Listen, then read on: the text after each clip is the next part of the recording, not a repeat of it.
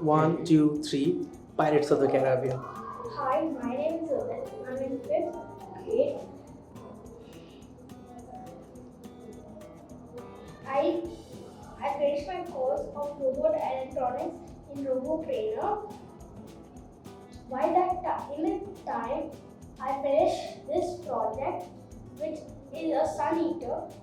It can provide light even if there's no sun or sun in there.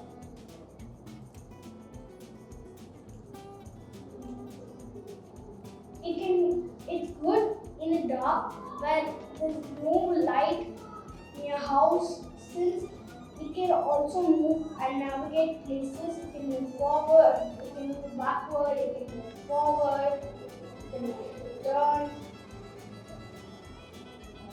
It can do everything. One default, everything has to be controlled right near it, and you have to run around to get it.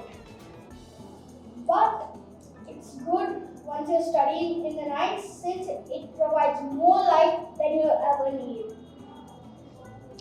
Thank you.